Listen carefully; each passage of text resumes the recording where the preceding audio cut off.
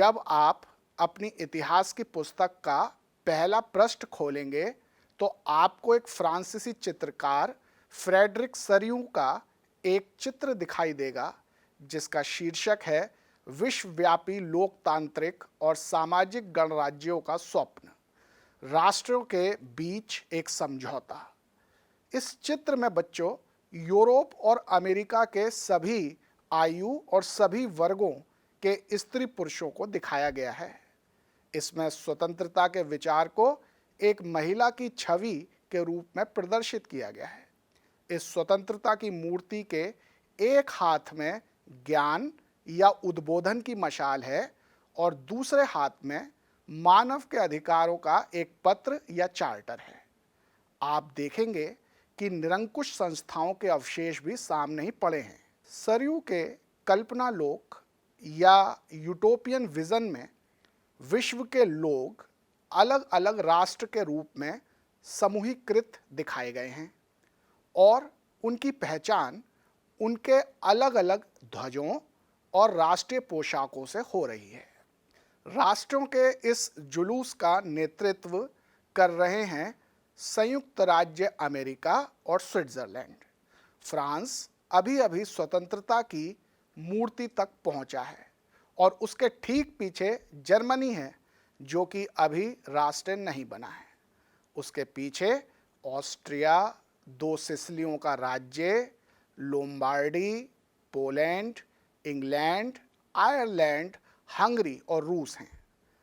ईसा मसीह, संत तथा फरिश्ते स्वर्ग से इस दृश्य को देख रहे हैं। कलाकार ने इन सब का प्रयोग विश्व के राष्ट्रों के बीच भ्रातृत्व को प्रतीकात्मक रूप से प्रदर्शित करने के लिए किया है।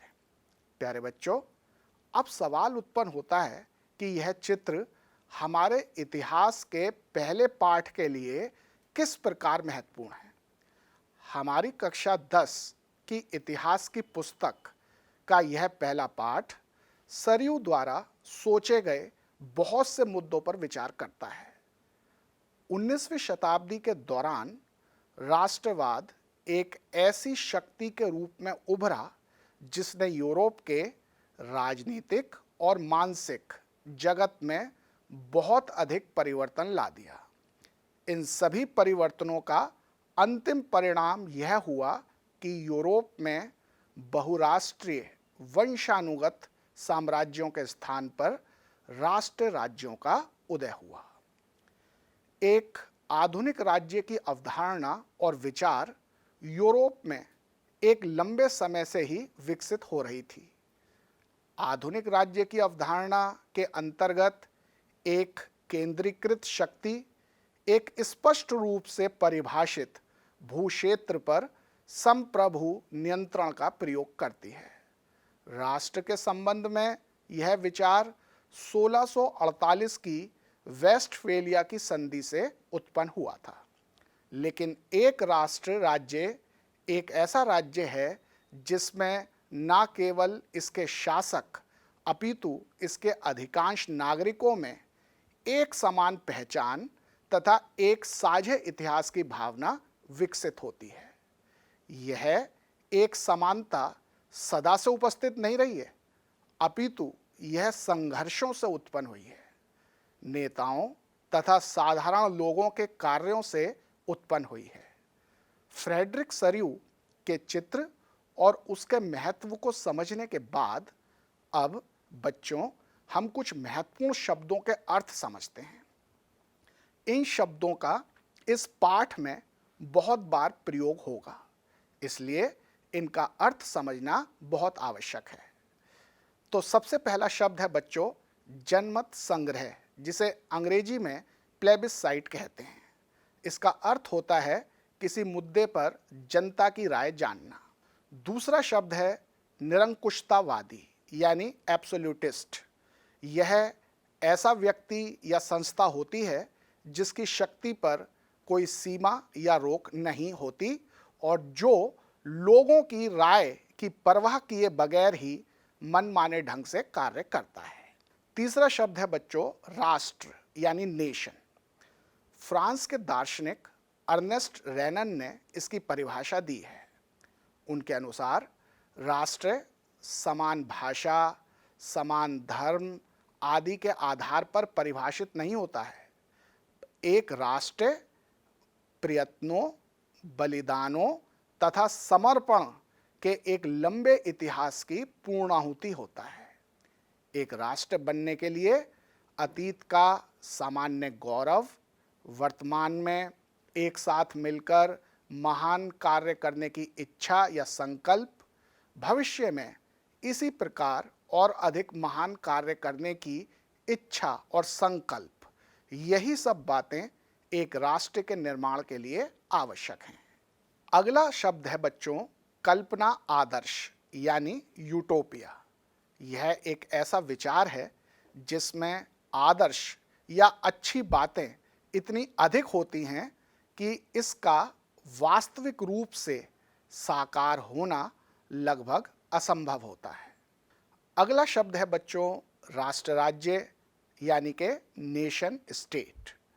यह एक ऐसा राज्य है जिसके अधिकांश नागरिक निर्जातीयता, भाषा, संस्कृति या धर्म के आधार पर एक समान होते हैं।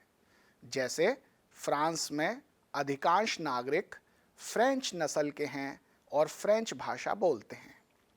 अगला शब्द है बच्चों बहुराष्ट्रीय वंशानुगत साम्राज्य यानी कि मल्टीनेशनल डायनेस्टिक एम्पायर्स। यह ऐसे राज्य होते हैं जिनमें रहने वाले नागरिक अलग अलग नस्लों, धर्मों के होते हैं और अलग अलग भाषाएं बोलते हैं।